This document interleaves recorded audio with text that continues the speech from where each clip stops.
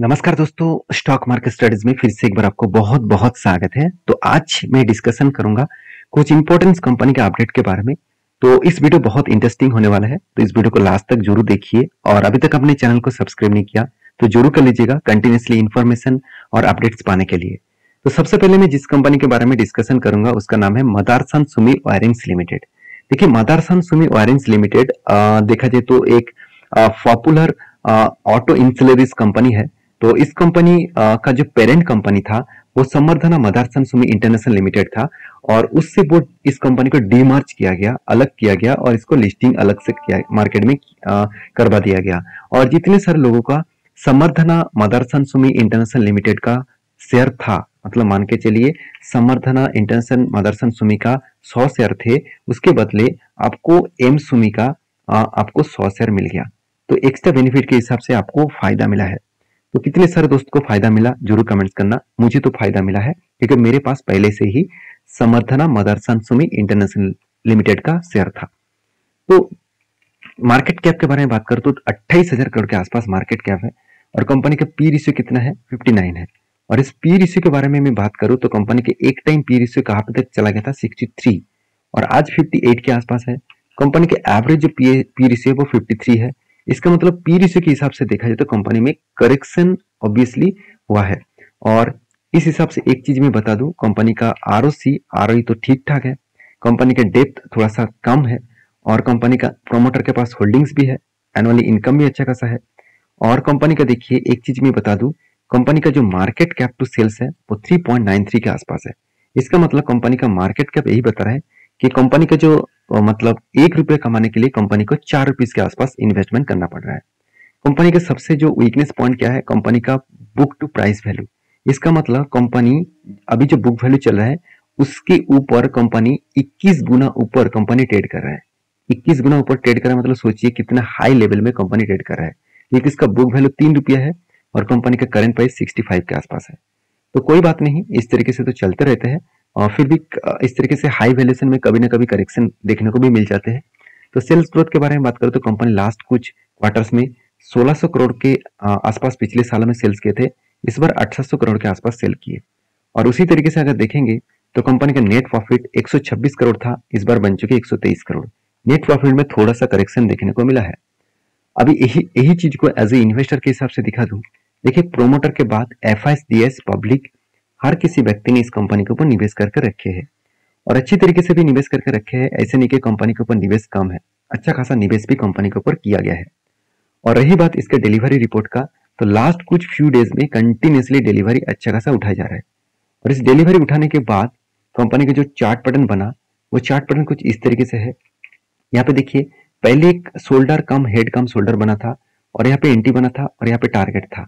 वो टारगेट तो पहले ही अचीव हो चुके हैं। नेक्स्ट देखिए फिर से एक shoulder cuff with handle patterns बना और इसको ब्रेकआउट भी हुआ, ब्रेकआउट कंफर्मेशन भी हो गया।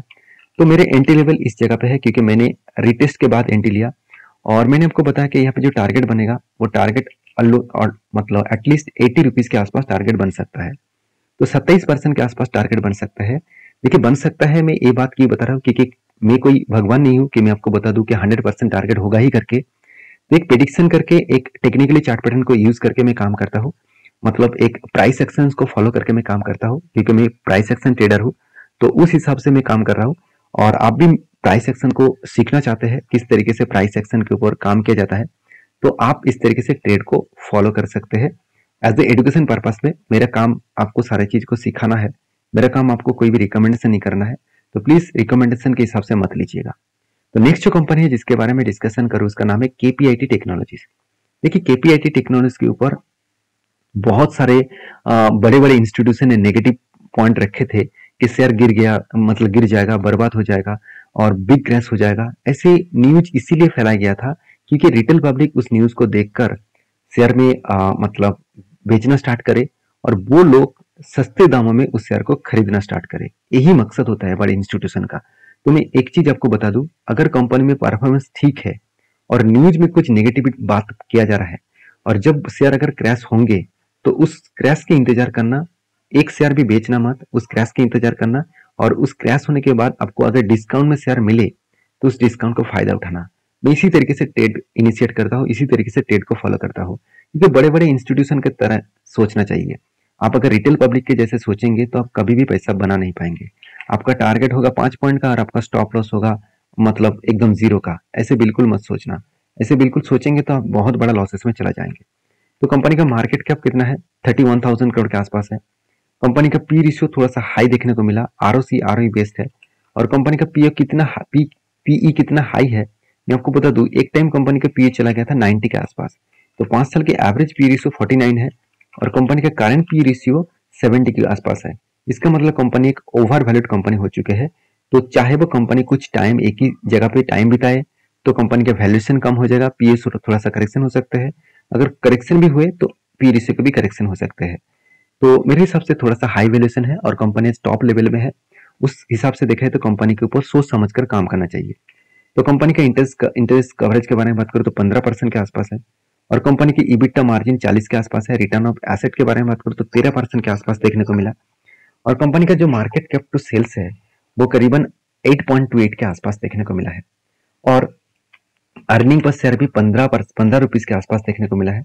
क्वार्टरली रिजल्ट के बारे में बात करूं तो कंपनी का सेल्स लगातार बढ़ते चले गए और इस बार पिछले बार की तुलना से इस बार कंपनी का सेल्स बहुत शानदार हुआ और सेल्स बढ़ने के कारण कंपनी के एक्सपेंस कंट्रोल होने के कारण कंपनी का प्रॉफिट मार्जिन भी इस बार अच्छा खासा इंक्रीजिंग हुआ है और इस प्रॉफिट मार्जिन इंक्रीजिंग के कारण कंपनी के ऊपर लंबा एक तेजी जर्नी देखने को मिला है।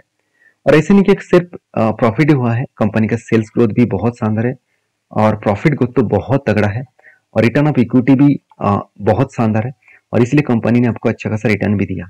3 साल में 120% के आसपास रिटर्न दिया और 1 साल में करीबन 100% के आसपास कंपनी रिटर्न दी। तो जब कंपनी इतने शानदार रिटर्न दिए और सारे पैरामीटर्स कंपनी का पॉजिटिव है तो उस कंपनी के ऊपर कुछ पॉजिटिवली ही सोचना चाहिए। तो एज ए इन्वेस्टर देखिए, जो इन्वेस्टर आपको खुद बेचने के लिए बता रहे थे वो एफआईएस ने खुद देखिए माल कंटिन्यूसली उठाते जा रहे हैं। तो इसीलिए मैं बार बार बोलता हूँ, इंस्टीट्यूशन का बात सुनकर कभी भी किसी भी शेयर को बेच मत देना, खरीदारी भी मत करना। आपके खुद के कन्विक्शन होना चाहिए, आपका खुद का डायरेक्शन और आपका खुद का पेशेंस होना चाहिए, तभी आपको पैसा बनेगा। अगर आपका स्टडी ठीक ठाक नहीं है, अगर आप किसी के बात सुनकर काम कर रहे हैं तो अभी भी कभी भी आप पैसा नहीं बना पाएंगे। एक बात आप हमेशा याद रखना, जो बात मेरे लाइफ को चेंज कर चुके हैं वो बात यही है, जो लोग मतलब जुआ खेलते हैं वो कभी कोई मतलब गेन नहीं कर पाते। जो लोग जुआ खिला मतलब आपको खिलाते हैं, जुए का प्रोडक्ट आपको बेचते हैं, वो लोग ही हमेशा पैसा कमाते हैं। तो इस बात को आपको याद रखना है। बड़े बड़े जो इंस्टीट्यूशन है वो इसी तरीके से काम करते हैं। वो आपको मतलब कुछ बैड न्यूज देकर आपको शेयर को गिराएंगे, उसके बाद शेयर को लंबा जर्नी के लिए वो खुद होल्ड करेंगे। जैसे इन्फोसिस के हिसाब से देखने को मिला था, 2 बेकार न्यूज सामने लेके आए और शेयर को बिग क्रैश दिखाया और पब्लिक यहाँ पे माल बेचकर भाग गया लॉस लेकर और इंस्टीट्यूशन ने माल उठाया और आज वो वही रेंज पे जाने के लिए तैयार हो चुके हैं और उसी रेंज के आसपास है जो जिस लेवल से वो करेक्शन हुआ था। तो इस तरीके से नजरिए से शेयर मार्केट को देखिए। तो कंपनी का जो टेक्निकली चार्ट पैटर्न है कुछ इस तरीके से कफ विथ हैंडल पैटर्न बना था और यहाँ पे ब्रेकआउट भी हुआ और उसके बाद देखिए शानदार तरीके से टारगेट भी हुआ और एक ही रेंज के ऊपर कंपनी बहुत दिनों से ट्रेड कर रहा है। इस रेंज के ऊपर बहुत दिनों से ट्रेड करने के बाद मैं आपको ये भी बताया कि एक शानदार लेवल से ब्रेकआउट दिखेगा तब मैं कुछ डिसीजन जरूर लूंगा। फिलहाल के लिए कोई डिसीजन नहीं लूंगा क्योंकि टॉप लेवल में है, यहाँ से करेक्शन होने के चांसेस भी है और मतलब कुछ यहाँ पे कुछ टाइम बिताने के भी चांसेस है। अगर कुछ टाइम बिताने के बाद ब्रेकआउट हुए तो बड़ा सा एक धमाका देखने को मिल सकता है। तो नेक्स्ट जो कंपनी है जिसके बारे में बात करें उसका नाम है IRCTC। देखिए IRCTC आप सभी जानते हैं Indian railway catering and tourism corporation है।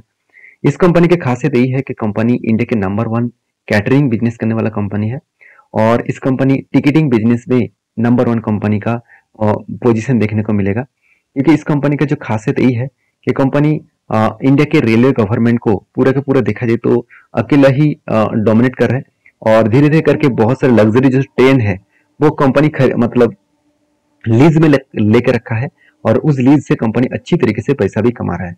और कंपनी का जो मेन बिजनेस है वो टूरिज्म एंड कैटरिंग का, जिसमें कंपनी को अच्छा खासा ग्रोथ देखने को अपकमिंग ईयर्स में अच्छा खासा ग्रोथ देखने को मिलेगा क्योंकि कंपनी आज टिकटिंग के साथ ही जो उसका जो मतलब कैटरिंग का बिजनेस है वो कैटरिंग्स का जो खाना है वो उसको इंक्लूडिंग करके ही टिकट का बिजनेस से पैसा ले रहे हैं। इसका मतलब मान के चलिए कोई टिकट का कीमत आपका 1000 रुपया है और उनमें से अगर आपका मतलब खाने का चीज मान के चलिए 200 रुपया है, तो उसको ऐड करके आपको 1200 रुपया ही आपके जेब से ले रहे हैं। इसका मतलब आप खाना खाए ना खाए पहले ही वो आपके पास से पैसा ले रहा है। तो एक बिजनेस का लॉजिक है, इस बिजनेस से कंपनी ग्रोथ जरूर करेगा। तो कंपनी का आरओसी आरओई बेस्ट है, कंपनी की इनकम भी बहुत शानदार है, कर्जा जीरो है, प्रोमोटर के पास होल्डिंग्स भी अच्छा खासा है। और कंपनी के दो चीज मुझे अच्छा लगा, कंपनी के रेशियोज में देखिए, कंपनी रेशियोज में थोड़ा सा करेक्शन देखने को मिला है। पहले 50 डेज में कंपनी के हाथ में पैसा आया करता था, आज 118 डेज लग रहा है। और कंपनी के इन्वेंटरी डे के बारे में बात करें तो 15 दिनों से 18 दिन हो चुके हैं और डेटोस डे में 62 से 1500 के आसपास देखने को मिला है। तो मतलब कंपनी में यहाँ पे परसेंटेज वाइज देखा जाए तो कैश साइकिल्स में कंपनी के ऊपर नेगेटिविटी देखने को मिला है। तो एज ए इन्वेस्टर इस कंपनी के ऊपर अच्छा खासा होल्डिंग्स रखे हैं, चाहे वो प्रोमोटर हो, चाहे वो डीएस हो, चाहे वो एफएस हो, हर किसी ने इन्वेस्टमेंट करके रखे हैं। तो इस कंपनी के ऊपर फोकस रखना मेरे हिसाब से जरूरी है। और एससीडीसी के ऊपर मैं लास्ट कुछ फ्यू डेज का डिलीवरी रिपोर्ट दिखा दूं तो आप देखेंगे, तो देखिए डिलीवरी अच्छा खासा हो रहा है। और लास्ट कुछ फ्यू मंथ्स में जैसे जून, जुलाई, अगस्त, इस तीनों मंथ में अच्छा खासा यहाँ पे बाइंग भी किया गया है।